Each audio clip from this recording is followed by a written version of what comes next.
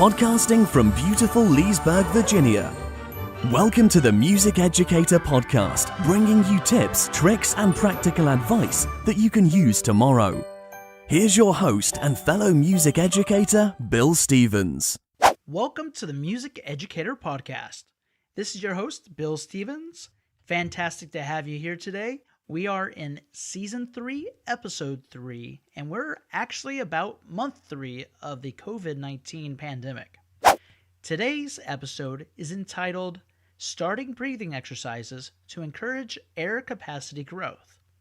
Now, musicians who require the use of air to perform will benefit from starting breathing exercises to encourage air capacity growth. Whether you're a brass, woodwind, or even a vocalist musician, breathing and effective airflow is absolutely necessary to perform. In addition, increasing your knowledge base is a great way to improve your tone, endurance, and overall dynamic capability.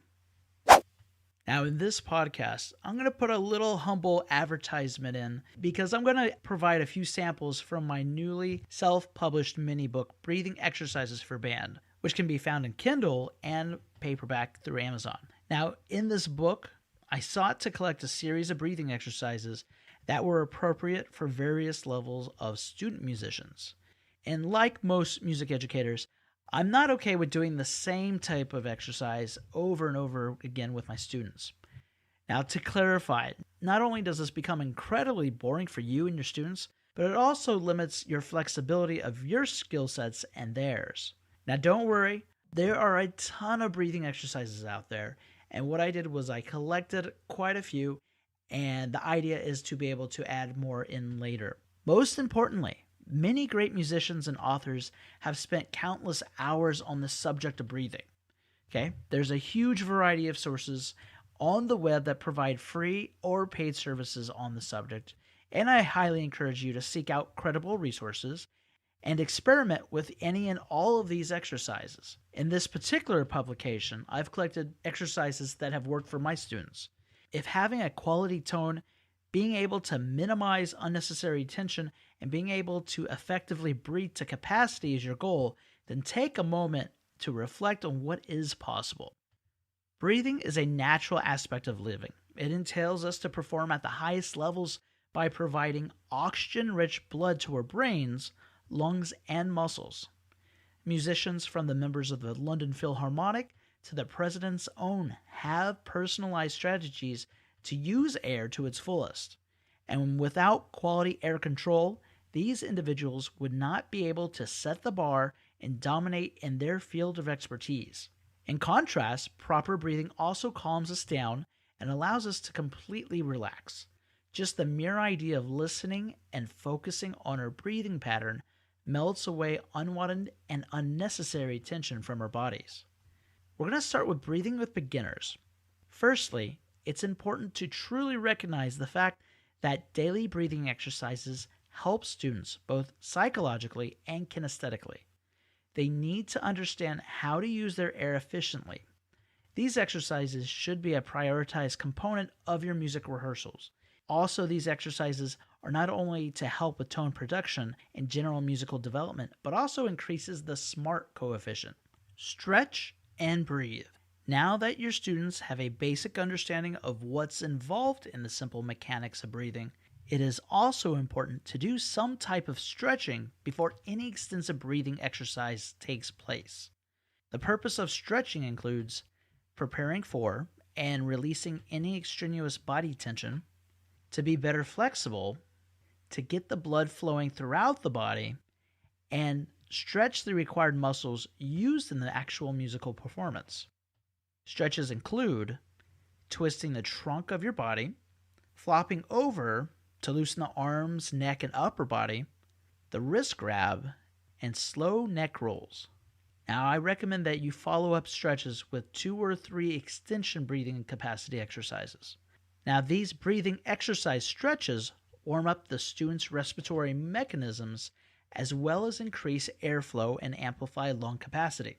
Remember that stretching is worth your time since it will minimize the chance of injury. You never want to overlook this. Insist that students inhale in a relaxed manner. Most importantly, students need to always focus on creating a characteristic sound that results from the moment of the exhalation. When practicing breathing exercises, also remember to start simple, and we touched on this before, and expand into something more complex. For example, there's the traditional inhale for 4, exhale for 4, and do this for 8 times. Don't jip out on this. Put on a metronome and literally relax, keep your body as relaxed as possible, and then exhale.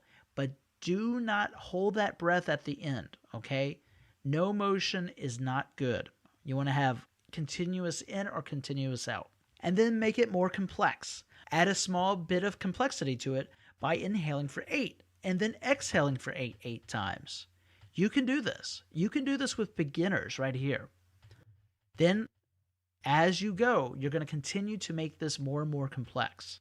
So in conclusion, music is always evolving and is an ever-flowing and living art form. The quality of your music program's depth is subject to the quality of its sound and their willingness to improve. Just like the construction of music, the performance of it is subject to periods of tension and release. And to find out our innermost resonant qualities, we must practice free-flowing breathing on a regular basis to increase necessary capacity. And only when you and your students have found a suitable balance between artistry and kinesthetic body control will you really truly create aesthetically pleasing masterpieces. And once again, I want to encourage you to continue your learning. Thank you for listening today. And again, these were just a couple very simple breathing stretches and exercises. And I want to thank you for listening. Again, today we just sampled a couple little stretches and breathing exercises. If you check out the book, it's called Breathing Exercises for Band. And I want to thank everybody for listening to the podcast today. And there's much more if you check out Breathing Exercises for Band by Bill Stevens on Amazon for Kindle or paperback. You can check out more. And also, I want to encourage you to check out the Music Educator blog, the number 4, themusiceducator.com. There's several more resources. Once again, thank you for listening to the Music Educator podcast. Stay safe, and I'll see you next time. Thank you for listening to the Music Educator podcast for the latest tips, tricks, and practical advice you can use tomorrow. You can subscribe to our podcast on iTunes, Google Play, and Stitcher.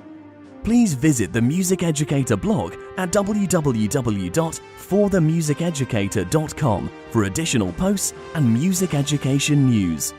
As always, join in the discussion and let your voice be heard by providing feedback at www.forthemusiceducator@gmail.com or leave a Google voicemail at 703-942-9883. We will see you on the next episode of the Music Educator podcast, and remember, music can change the world.